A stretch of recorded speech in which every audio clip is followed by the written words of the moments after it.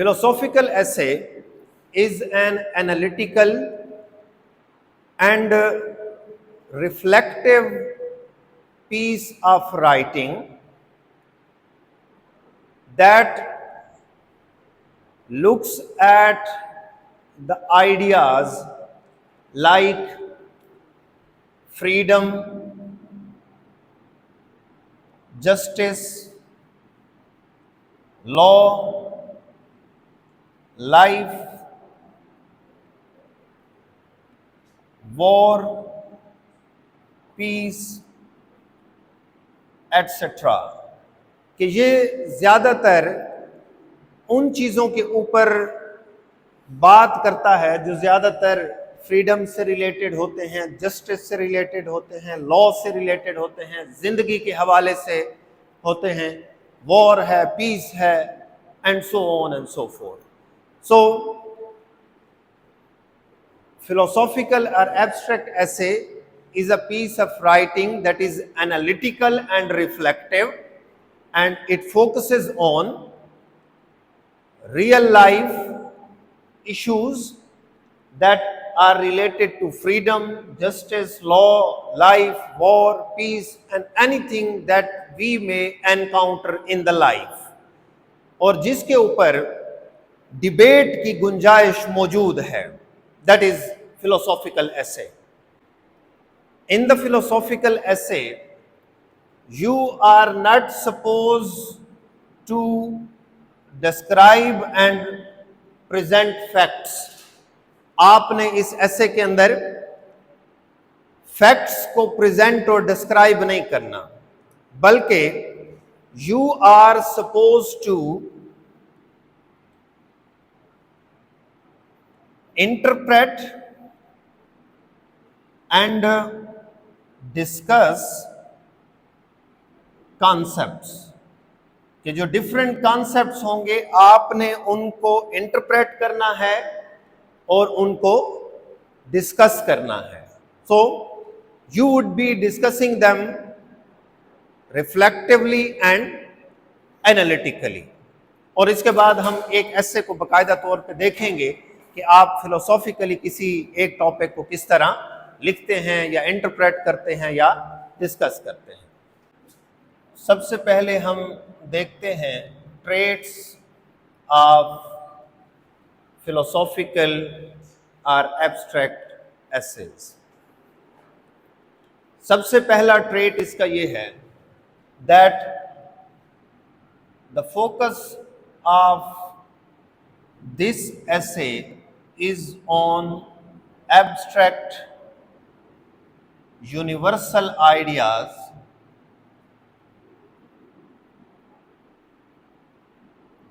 जिसके अंदर ट्रूथ हो सकता है, जस्टिस हो सकता है,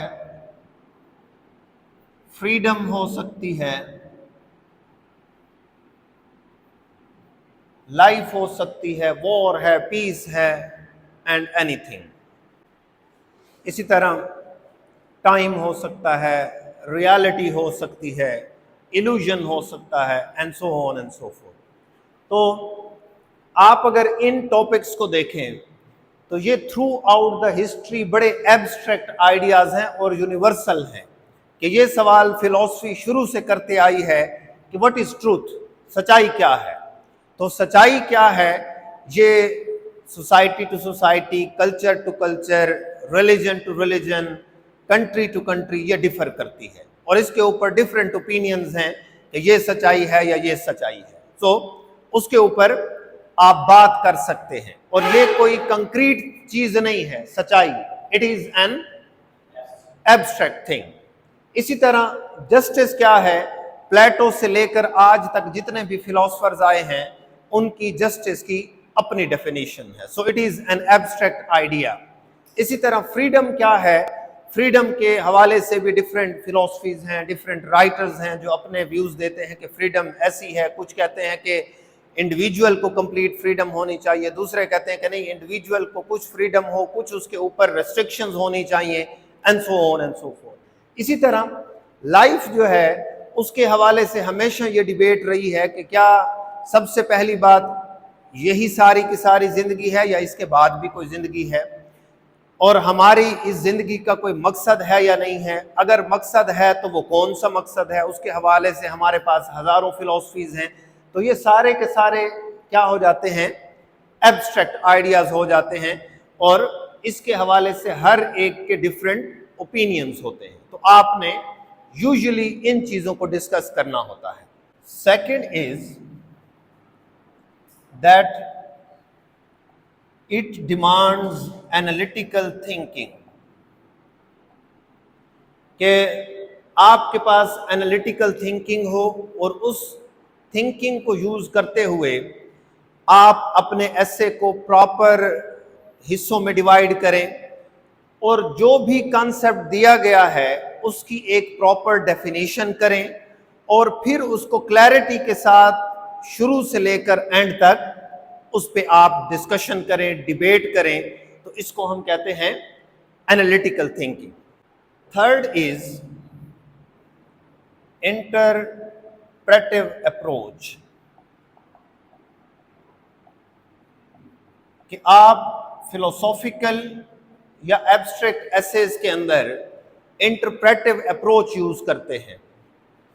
यूजुअली हमें फिलोसॉफिकल या एब्स्ट्रैक्ट एसेज में एक कोटेशन दी जाती है, एक जुमला दिया जाता है, हम सबसे पहले उसको इंटरप्रेट करते हैं और उसी इंटरप्रिटेशन के बाद हम उसको एंड तक वैसे लेके चलते हैं। तो ये आप पे डिपेंड करता है कि आप उस चीज को कैसे इंटरप्रेट करते हैं। तो आप उसको जैसे इंटरप्रेट करेंगे आप उसको वैसे ही आगे लेके चलते हैं। So this is very important, the interpretive approach, कि आपने जो भी कोटेशन होगी उसको इंटरप्रेट करना है फ्रॉम डिफरेंट एंगल्स। आप उसको पॉलिटिक्स के पर्सपेक्टिव से देखेंगे, सोसाइटी के पर्सपेक्टिव से देखेंगे, इकोनॉमी के पर्सपेक्टिव से देखेंगे, साइकोलॉजी के पर्सपेक्टिव से देखेंगे, and so on and so fourth. तो आपकी अप्रोच क्या होगी, इंटरप्रेटिव होगी। और यहां पे फिर आप देखेंगे आपको वही रीडिंग नजर आएगी कि आपकी रीडिंग अगर वास्ट है, आपने बहुत अच्छा पढ़ा हुआ है, तो आप एक ही चीज को डिफरेंट हवालों से इंटरप्रेट कर सकते हैं। Otherwise it becomes difficult to interpret. और इसीलिए आप ज्यादातर देखेंगे, because if you look at the PMS of 2022, उसमें 10 के 10 एसेज जो थे वो फिलोसॉफिकल और एब्स्ट्रैक्ट थे। सो उसमें बहुत सारे लोग, ऑलमोस्ट इन एवरी हॉल, आधे से ज्यादा लोग पेपर अटेम्प्ट किए बगैर चले गए, क्योंकि उनको लगा कि हम ये ऐसे नहीं लिख सकते और हमारा ये पहला पेपर है तो इससे हमारा चांस जाया हो जाएगा। So they did not even start the paper. और वो क्या वजह है, that majority of the people don't read and they don't think on one thing from multiple perspective. तो इसमें हमारी एजुकेशन का कमाल भी है कि हमें रट्टा लगाना सिखाया जाता है और ये बताया जाता है कि ये नोट्स हैं, आप इसको कॉपी करें और जाकर रिप्रोड्यूस करें। तो हमें सिखाया ही नहीं जाता फ्रॉम द वेरी बिगिनिंग कि आप किसी एक चीज को मल्टीपल पर्सपेक्टिव से देख सकते हैं। तो यूजुअली ये इंटरप्रेटिव अप्रोच मिसिंग होती है, जिसकी वजह से लोग ज्यादातर फिलोसॉफिकल और एब्स्ट्रैक्ट एसेज नहीं लिख सकते। और अगर आप लिखना चाहते हैं philosophical and abstract essays, you must adopt this habit of interpretive approach. Take one quotation regularly and interpret it from different perspectives. तो आप उस पे एक पैराग्राफ लिखें सोसाइटी के पर्सपेक्टिव से, दूसरा पॉलिटिक्स के पर्सपेक्टिव से, तीसरा इकोनॉमिक्स के पर्सपेक्टिव से, तीसरा साइकोलॉजी के पर्सपेक्टिव से, and so on and so fourth. जब आप 8-10 टॉपिक पे इस तरह लिख लेंगे तो आपको ये पता चल जाएगा कि ये चीज तो बहुत सारे एंगल से इंटरप्रेट की जाती है या की जा सकती है, हम उसको सिर्फ एक एंगल से देखने के आदी थे। तो इससे आपको ये फायदा होगा कि आप इंटरप्रेटिव अप्रोच भी सीख जाएंगे और जब आप पेपर में लिखेंगे तो आपके लिए लिखना बड़ा आसान होगा। Fourth is logical reasoning. इसमें आप लॉजिकल रीजनिंग करते हैं, रैशनल बात करेंगे और आर्गुमेंटेटिव बात करेंगे, वो हवाई बातें नहीं होंगी। So you are suppose to be logical and reasonable. आप कोई मिसाल देंगे, आप कोई बात करेंगे, वो बड़ी लॉजिकल होगी, वो लेमैन की तरह किसी कॉमन मैन की बात नहीं होगी। यूज ऑफ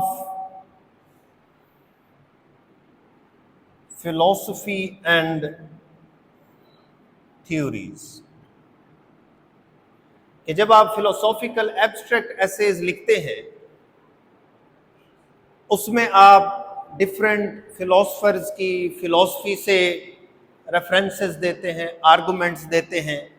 इसी तरह थ्योरीज से आप आर्गुमेंट्स लेते हैं, आप पॉइंट्स लेते हैं और उनको मेंशन कर रहे होते हैं। So you are suppose to use philosophies as well as the theories, and this is again an important element of philosophical and abstract essays, that they are open ended, कि आप philosophical essays के अंदर जवाब भी देते हैं और साथ साथ में सवाल भी कर रहे होते हैं।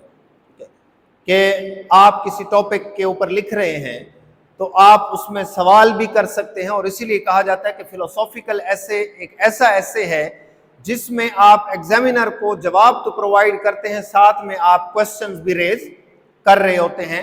So in this way this is open ended rather than the close ended type of the essay. And seventh is insightful conclusion, कि एब्स्ट्रैक्ट या फिलोसॉफिकल एसे के अंदर आपका कंक्लूजन इनसाइटफुल होना चाहिए। इंसान में दो चीजें होती हैं, एक साइट होती है और दूसरी इनसाइट होती है। साइट वो है जो आप आंखों से देखते हैं, इनसाइट वो होती है जो आपके अंदर की आंख होती है, जिससे आप वो चीजें भी देख लेते हैं जो बाकी लोग नहीं देख सकते। और ये क्वालिटी ज्यादातर कहा जाता है फिलोसफर्स में और राइटर्स में पाई जाती है, कि वो चीज देख लेते हैं जो आम आंख नहीं देख सकती। तो आपका जो कंक्लूजन होना चाहिए वो उस फिलोसॉफिकल या एब्स्ट्रैक्ट टॉपिक पे इनसाइटफुल होना चाहिए, कि आप जो रिकमेंडेशन दे रहे हैं या बात कर रहे हैं वो बड़ी इनसाइटफुल होनी चाहिए, जो फ्यूचर को सामने रखते हुए करनी चाहिए। तो अब हम इसको अप्लाई करते हैं एक टॉपिक के ऊपर